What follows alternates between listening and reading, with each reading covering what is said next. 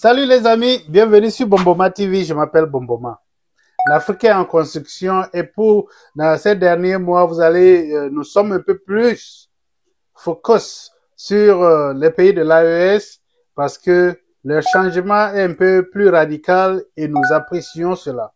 Les choses vont trop lentement pour nous et quand on voit un pays prendre en charge ou bien lancer des efforts catégoriques et dire nous faisons volte face sur le passé, les gens commencent par avoir de l'espoir.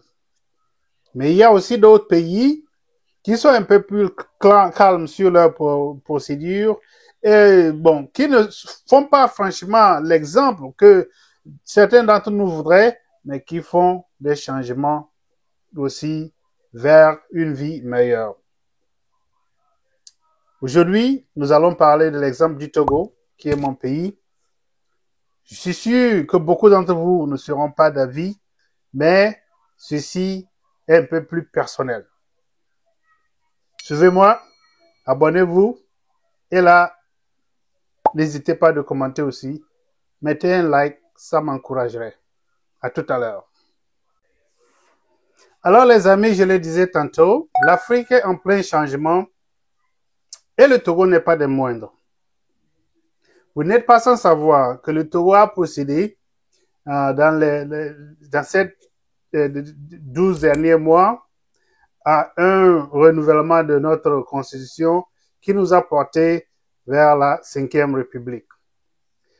Ça porte à discussion, je comprends, mais il y a aussi d'autres choses qu'ils ont fait qui a peut-être changé le système politique sur l'ensemble du territoire national.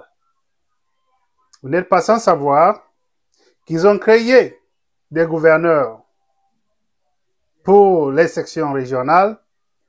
Ils ont aussi créé une deuxième chambre qui constitue le Sénat et aussi les municipalités s'activent. Moi, je pense que c'est positif en ce sens que le gouvernement est un peu plus proche de la population. Ils savent de plus près ce que la population veut et ils peuvent mener des actions directes pour apporter des solutions à leurs problèmes. Aujourd'hui, je vais vous parler du cas de la savane, de la région des savanes vers le nord du Togo, qui me donne un peu d'espoir. Nous n'étions pas, nous tous avons quelque chose à dire sur le gouvernement, mais quand quelque chose commence bien, il faut l'admettre, il faut le souligner. Vous savez quoi? La région des savanes, pour certains, certains diront que c'est la région la moins visitée du pays, la région la plus pauvre du pays. Sur tous les plans, nous aurons quelque chose de négatif à dire sur cette région. Mais cela, c'est peut-être depuis les années 90 qu'on a pu ressentir ces préjugés négatifs.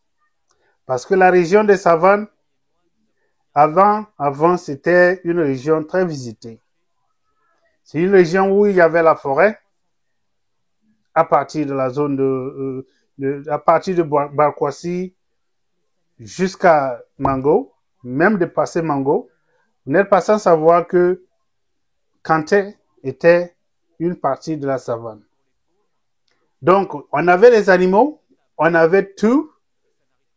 Même l'élevage était très florissant. Vous ne pouvez pas visiter un de nos parents sans ramener une pintade, une poule, des œufs en abondance. Mais depuis les années 90, on a vu le système économique et social et tout ça se détériorer. Et les gens ont pris d'autres cours pour survivre au consort. Donc la politique, on s'en mêle ici et là pour tirer notre épingle du jeu, en quelque sorte. Mais la région des savanes, dans les années, partir des années 80 jusqu'à, même depuis les années 70, juste dans les années 80, c'est une région bien visitée.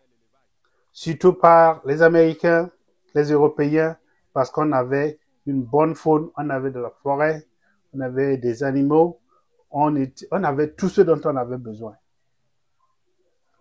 La partie méridionale du pays s'approvisionnait en viande à partir de nous, même jusqu'à présent. Les volailles, jusqu'à présent, on s'approvisionne de la région des savanes, même s'ils vont de plus en plus loin dans le Burkina pour chercher des pintades. Donc, c'était une région qui, d'une part ou d'une autre, jouait sa place dans la politique ou bien dans l'économie du pays. Mais depuis les années 90, avec le vent de la démocratie et tout ça, il y a des choses qui se sont passées et l'économie s'est détériorée. Les gens ont été laissés à eux-mêmes et voilà, on a eu à souffrir.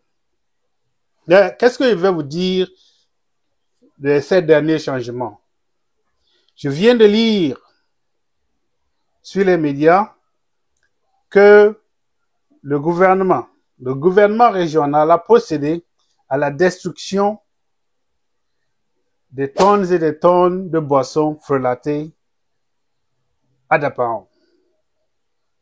Je pense que c'est un très bon début parce que ça devenait un fléau. Ça devenait un fléau en ce sens que l'addiction surpassait même toutes les autres maux dont souffraient nos communautés. L'addiction à quoi? À l'alcool. L'alcool qui n'est pas créé dans de bonnes conditions. Des jeunes tombent ici et là. Dans chaque famille, il y a quelqu'un qui a perdu quelqu'un. Ou bien, on a perdu un frère, on a perdu un père très jeune. À cause de quoi? De l'addiction à l'alcool. Quand les gens se lancent dans ces jeux, ils n'arrivent plus, ils ne peuvent plus faire, il n'y a plus de demi-tour, hein. Ils continuent jusqu'à ce qu'ils meurent. Si vous voyez ces jeunes qui souffrent de ces cas, ils maigrissent d'une manière, franchement. Le fléau du sida était un très très grand fléau, mais celui de l'alcool, surtout de l'alcool frelaté, est plus grave. Vous allez à l'hôpital, vous allez voir des cas très très fréquents où on ne sait même pas, on ne peut pas les soigner, on ne peut pas les récupérer parce que leur foie a été déjà bousillé. Lorsque j'ai lu ceci, je me suis dit, mais franchement, c'est un bon début. Si on peut s'arranger pour que les jeunes abandonnent totalement, pour que ceux qui continuent pas à vendre ces boissons soient persécutés, qu'ils soient, qu'on fasse tout pour qu'ils abandonnent ce genre de boulot, ce serait très bien. Maintenant, au gouvernement régional, je pense que vous devez faire plus. Vous devrez taper un peu plus dur. Vous devrez commencer par exiger que les gens fassent quelque chose de leur vie. Le mal est que nous travaillons, dans la savane, nous travaillons 6 mois, parce qu'il pleut par exemple du mois de juin, mai, juin, jusqu'en décembre. Nous cultivons, nous récoltons, et nous vivons tout le reste de l'année avec le travail de 6 mois. Donc, il faut faire comprendre aux gens que chaque jour qu'on se réveille, on doit faire quelque chose. Si le gouvernement peut créer un programme qui puisse vérifier que chacun, qu'on ne reste pas oisif après la saison pluvieuse, qu'on fasse un élevage, du maraîchage, tout ce qui peut approvisionner, tout ce qui peut augmenter la production vivrière, ce serait très très bon pour nos populations. Vous savez, la pauvreté, c'est pas seulement le manque d'argent. La pauvreté extrême, c'est ne pas savoir d'où vient sa nourriture. Si je mange aujourd'hui, j'arrive à manger aujourd'hui, je ne sais pas comment est-ce que je ferai pour nourrir ma famille demain, après-demain, le mois prochain ou bien dans 6 mois. Parce que lorsque nous cultivons, nous récoltons et que plus rien ne rentre, nous ne faisons que consommer ce qu'on a fait pendant 6 mois. Tôt ou tard, ça va s'épuiser et on n'aura plus rien. Donc, si le gouvernement régional peut commencer par encourager les gens à faire des activités, non seulement ils peuvent leur apporter de l'argent, mais qu'ils peuvent fournir de la nourriture à leur famille. L'excès peut être revendu, mais il faut d'abord cultiver pour nourrir sa famille. Le mois de juin jusqu'en décembre n'est pas le seul moment où nous pouvons produire quelque chose. On peut toujours produire pendant la saison sèche. Mais cela passera par l'investissement du gouvernement régional en rétention d'eau. C'est pas, dans leur implication dans les communautés, dans les regroupements de villageois, pour pouvoir vulgariser les techniques agricoles ou bien tout ce qui peut permettre de produire suffisamment de la nourriture pour les gens. Je vous l'ai dit, c'est pénible. Ce n'est pas seulement dans la région des savanes, mais chez nous, ça nous a frappé très dur. Et si le gouvernement régional commence par faire de ces travaux, ça va porter de très très bons fruits. Donc, pendant très longtemps, nous avons trop gardé nos yeux sur le gouvernement national. Tout ce qui se passe, de bien ou de mal, c'est le gouvernement national qui est amputé. On l'accuse c'est pas, de tous les maux. Mais si le gouvernement régional, qui est plus proche des populations, peut créer des projets concrets et surtout conscientiser nos populations pour qu'eux-mêmes, ils aient pitié d'eux d'abord, produire pour eux, ne rien attendre du gouvernement, ça nous amènerait très loin. Vous voyez, ce que nous applaudissons plus pour le Burkina, c'est que Ibrahim amène les gens à s'impliquer. Les gens donnent du peu de leur argent qu'ils ont pour aider leur gouvernement. Nous aussi, nous pouvons faire pareil. Nous pouvons construire nos villages, nos villes ou bien notre région à partir des efforts individuels de chaque habitant. Alors les amis, si vous êtes de la région des savanes, vous devriez commencer par féliciter ce gouvernement qui est en train de travailler pour pouvoir normaliser la vie dans nos villages, dans nos maisons. Donc, je ne fais pas ceci pour... je sais pas, je veux seulement vous dire combien j'apprécie déjà ces pas-là. Parce que quand j'ai perdu mon frère en 2017, le gars avait 13 enfants. Et ma question, c'était comment est-ce que je peux faire pour que ces enfants ne deviennent pas des enfants de brousse ou bien qu'ils ne deviennent pas de n'importe quoi, qu'on ne les perde pas. Aujourd'hui, le dernier qu'il avait eu avant de mourir, est déjà à l'école.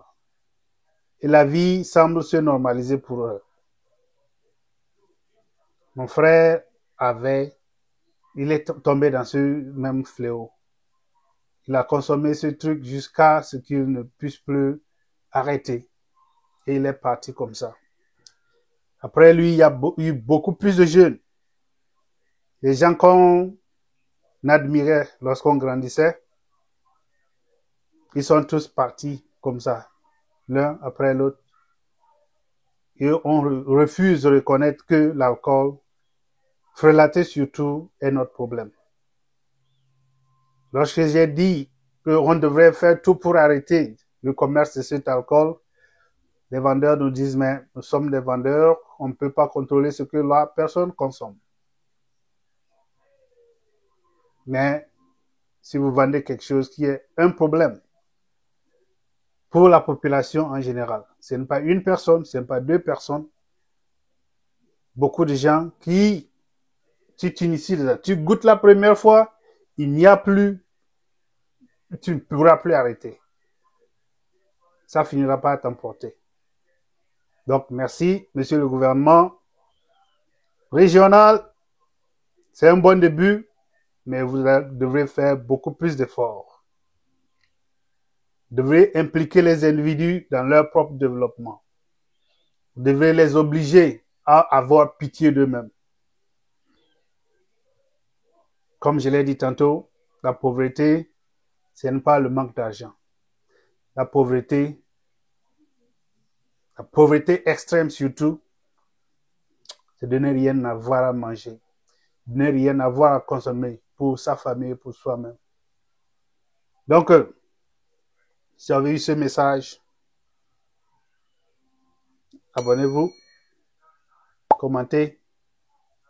Je ne suis pas en train de chercher votre pitié ou bien je ne suis pas en train de supporter qui que ce soit.